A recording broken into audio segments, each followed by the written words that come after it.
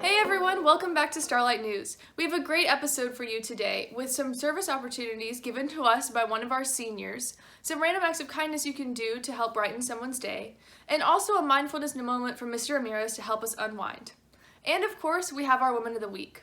So now let's get started with some random acts of kindness that you can do this week. This year has been unlike any other, and sometimes it's really easy to get caught up in the stresses of everyday life and forget to be appreciative of those close to us. There are many ways to show your love for others.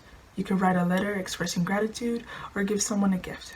Those are great ways to show appreciation to those close to us, but there are also ways to bring a smile to a stranger's face. You could paint a rock with a kind message and leave it in your neighborhood for people to find, or draw or write a happy message on your sidewalk with chalk. We know that the end of the school year can be overwhelming, but by taking a small amount of time to reflect and spread happiness to others will make you happy as well. Someone who's been working hard to show kindness to others through service is Victoria Olguin. She's put a lot of effort into organizing a mobile loaves and fishes drive to help the homeless. If you want to participate, all you have to do is bring a donation to the bin at the front of Ann Richards throughout April. And if you submit a picture with proof to the student council, you'll be entered for a chance to win a prize. There will be more information coming your way, so be sure to be checking your emails and look at the document in the description box of this video. It's great to do things for others, but it's also important to take time for ourselves. So now we have a mindfulness moment from Mr. Ramirez so we can do just that. Hello, stars. I'd like to practice a little bit of mindfulness and breathing with you today. Hopefully, that throughout this year and throughout the coming years here at Ann Richards, my hope is, or our hopes are as educators, that you learn more about yourself. You get to learn more about what makes you happy. Our hopes are that you get to learn more about how to shape the person that you want to be. So you see, until now, most of us, our parents and the adults in our lives, have decided a lot of the things about our lives. For instance, our names, where we live, or what kind of furniture we have in our homes. Perhaps even the clothes that we wear. They probably influence what you do and who you hang around with by choosing your extracurricular activities, or setting up play dates or summer camps. Or you may participate in whatever activities are available to you at school because it's easiest for your family. Right now, your friends may be the people that you live next to in your apartment complex or in your neighborhood. Maybe they're on the same sports team as you or in the same class. But most of us in middle school and high school are at the stage of our lives where we could begin to reflect on our values and our talents, what we love to do and who we want to be around. We're old enough to start making some decisions for ourselves about all of those things. We're also old enough to start setting our intentions for our lives. Intentions are what you really want deep down inside. They can include things like who you want to be, who you want to be around, how you want to feel, how you want to treat others, and how you want to be treated. Intentions can be things like what you want to do, what you want to achieve, what you want to do for others, and how you want to help create a better world. The adults in your life who love you are there to guide you and support you. Your parents, your teachers, friends, mentors, they all can influence what you do every day. What you study, how you organize your extracurricular activities. They can also help you think about what you want to do when you grow up. Ultimately, though, you set your intentions. You can decide who you want to become, who you interact with and learn from, how hard you work, and what happiness and success mean to you. The journey of just being you can be full of twists and turns, ups and downs, fulfillments, and lots of adventure. It's a ride that I hope that we all get to learn to love. let's do some breathing together, yeah? I want you to sit exactly where you are with your eyes open and look straight ahead. Take a deep breath in. Take a deep breath out. Just breathe in, out.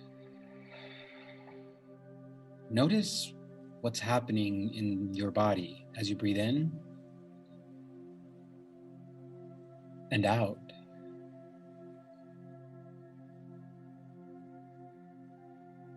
Notice what's happening around you when you're doing absolutely nothing. Again, breathe in, out. How does it feel to be just you? Just being. Take another deep breath in and out.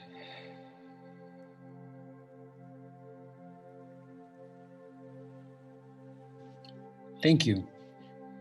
The purpose of this very short and quick breathing exercise is to remind you that no matter what you are doing, you're the one doing it. As you were listening to my words and taking deep breaths and noticing that all along, you were the one having the experience. You are the one in your body. You are the one thinking. You are always there when you take that deep breath in and out.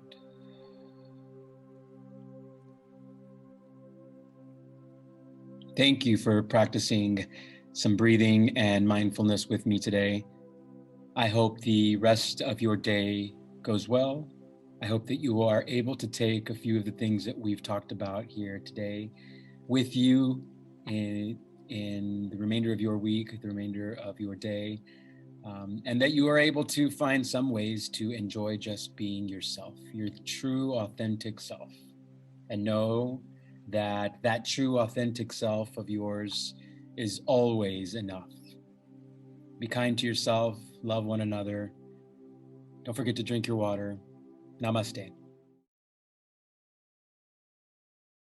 Julia de Burgos was born on February 17, 1914 in Carolina, Puerto Rico, as the oldest of 13 children. She earned a teaching certificate from the University of Puerto Rico and worked as a teacher in Puerto Rico for some time. After teaching, she decided to move to New York to become a journalist, and later on went to the University of Havana in Cuba. After spending 2 years in Cuba, she moved back to New York, where she became the art and culture editor for a newspaper called Pueblos Hispanos.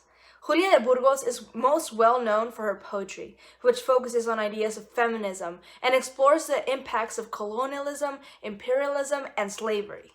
Some of her most famous poetry collections are Poemas exacto a mí misma, Poema en 20 surcos, Canción de la verdad sencilla, and El mar y tú.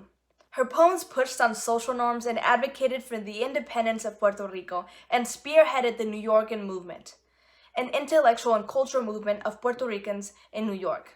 She earned an honorary doctorate from the University of Puerto Rico for her work, along with awards from the Institute of Puerto Rican Literature, but sadly she passed away on July 6, 1953.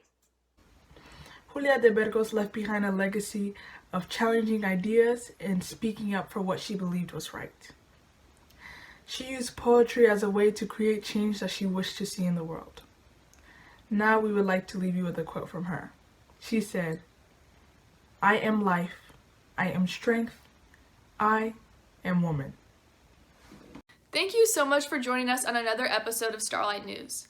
Before we go, we have an announcement for y'all. As you may know, all of us who work on Starlight News are seniors and will be graduating this year, but we want Starlight News to be able to continue on after us. So if you're a current high schooler who's potentially interested in joining Starlight News, be on the lookout for more information from us on how to apply. Start looking at your schedule for next year and think if it's something that you could really commit to. And that's all we have for you today. So we hope you have a great week and we'll see you next time.